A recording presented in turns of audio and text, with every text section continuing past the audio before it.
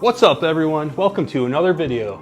In this video, I will be testing and reviewing this hip adductor machine from HVO. They offer a lot of different gym equipment, and I've been interested in testing their equipment for a while. And I'm starting with this machine, which was sent to me for free to test and review, and it was selected because it's an often overlooked piece of equipment for home gyms. Without a fancy commercial gym, I've pretty much been stuck with squats, split squats, and calf raises for leg workouts, and more recently, seated leg extensions and laying leg curls. These are all pretty linear.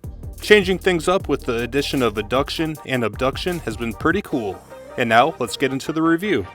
So, there's not enough room in my home gym to assemble this and test it, so we'll be pushing into the room next door. One of these days, I'm going to get rid of that couch and run the rubber gym flooring in here and make it part of the home gym. And here it is! Opening the box, everything was packaged well, and each piece was individually wrapped. The hardware kit came with all of the required tools to assemble it, but they were just basic wrenches stamped out of sheet metal.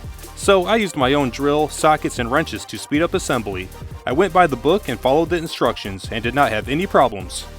Just throwing a plate on there and checking out the functionality and range of motion for fun, I did notice something with the abduction. Out of the box, in this range, from here to here, there's no resistance. It starts here and beyond. And here's another view. There's no resistance in this range. It doesn't start lifting the weight plate on the back until after this point right here. Ideally, resistance would start here with the arms closed. And although it's not in the instructions, good news, there's an easy adjustment to fix it. Underneath the machine, there are two connecting rods that connect the weight plate to the swing arms. There's a rod end bearing at each end, which is threaded into the connecting rod and it's locked into place with a jam nut. And it's the same arrangement at both ends. Loosen the jam nuts so the rod ends can be adjusted. One has right hand threads and the other has left hand threads, and since the threads are opposite, if you rotate the connecting rod one way, it'll push the rod ends apart, making the linkage longer, and rotating it the other way will pull the rod ends together, making the linkage shorter. So I adjusted the linkage lengths to close up these arms so resistance starts immediately, and retighten all the jam nuts to lock the connecting rods into place. And this is just a one-time setup adjustment that you don't have to adjust again. Now that it's all assembled and dialed in, I'm going to use it for a few weeks and get very familiar with it. Then I'll come back and we'll get the party started with the functional review. And here we are, 1 month later. I've been using this on legs days, and it's been a great addition. Let's start off with aesthetics and quality, which I probably should have done last month right after I assembled it. Overall, it's a good looking machine. The construction, welds, and materials are all good quality. It's a solid piece of home gym equipment. I do have a few cosmetic defects in the coating, where there are chips in the paint, probably from handling or packaging and shipping. It personally doesn't bother me at all, but it may be important to you. Now let's quickly check out the overall dimensions. The height is 39 inches tall. In its longest configuration, it's 62 inches long.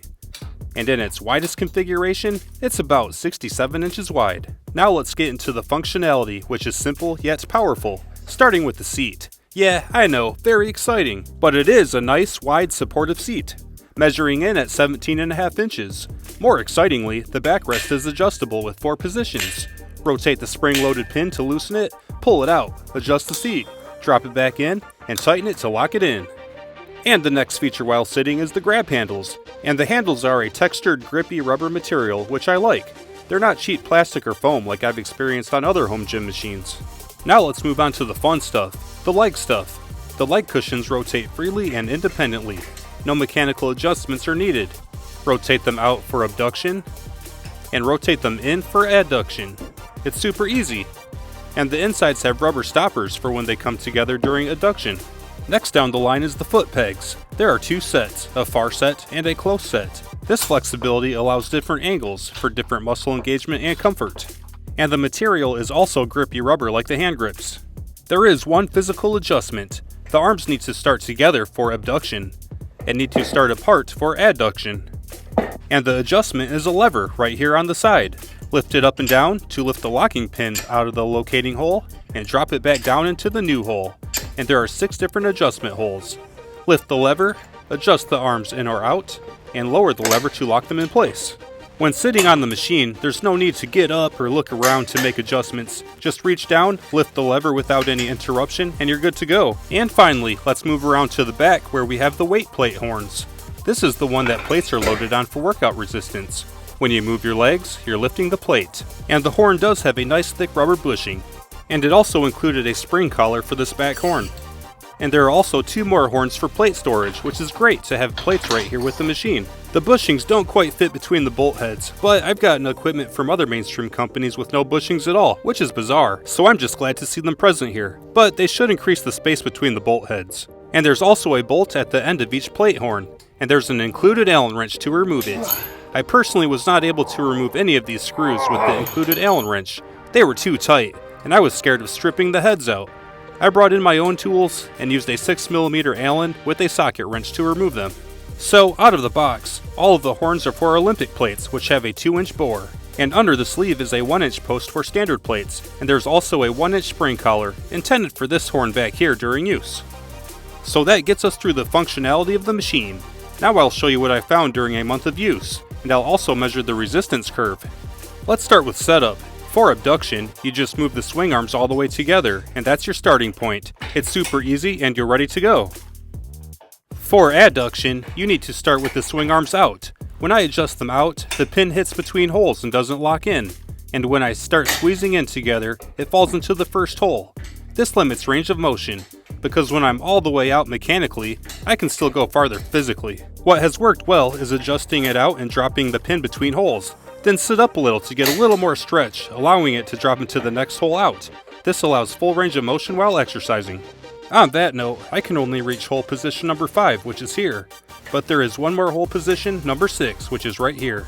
I'm not this flexible, but taking a picture of it and throwing my protractor on it, it looks like it opens up to 150 degrees if you're up for it.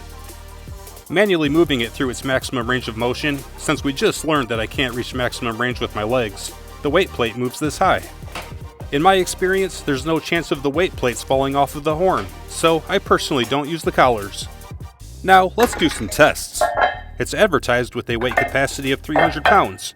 First, the weight horn can only hold 6 plates, which would be 270 pounds if they were all 45s, so 300 pounds is not achievable. I only have 4 45s, so I will use 35s for the last 2 plates, totaling 250 pounds. I can't get full range of motion with all these plates, so I cheated a little, but the machine is still running smooth. After that test, I did notice that there was a little bit of slop in the swing arms again, so that means something in this mechanism slightly moved or bent. Taking a look at the front mechanism, I think I see the culprit. When pushing the arms apart during abduction, this standoff pushes this plate, which pushes this connecting rod, which pushes the weight plate. There's a large cantilever load on the end of the standoff, which will cause significant bending stress. And it sure looks like it bent to me. I would probably recommend a 200-pound weight capacity. And it's not a problem with adduction because the plate is pushing higher on the standoff, significantly reducing bending stress. What I do know is I've been using it for a month with up to 3 plates with no issues. And I would recommend not stacking the weight horn full, which is probably not something the average lifter would do anyways. And the last thing I will test is the power curve, to see how the resistance changes through the range of motion. And shout out to Kinzi for recommending that I measure this. She has a cool garage gym review channel that I recommend checking out, and I'll put a link down in the video description. For this, I'm using a 25-pound plate because it's easy to manage and pull around without the whole machine sliding around, and it comes in at 25.33 pounds on this scale. First up is abduction, and we have 14, 18, 24, 29, 30, 28. So the resistance starts low and ramps up, reaching nominal about halfway through, and a little more at full range, which is a pretty nice power curve. And next up is adduction. With the arms all the way out, we have 14, 20, 23, 18, 12, 6. So the resistance ramps up, reaching nominal about halfway, then ramps back down. But I personally can't even stretch far enough to use it with the arms all the way out, so let's move it in a notch. And we have 15, 20,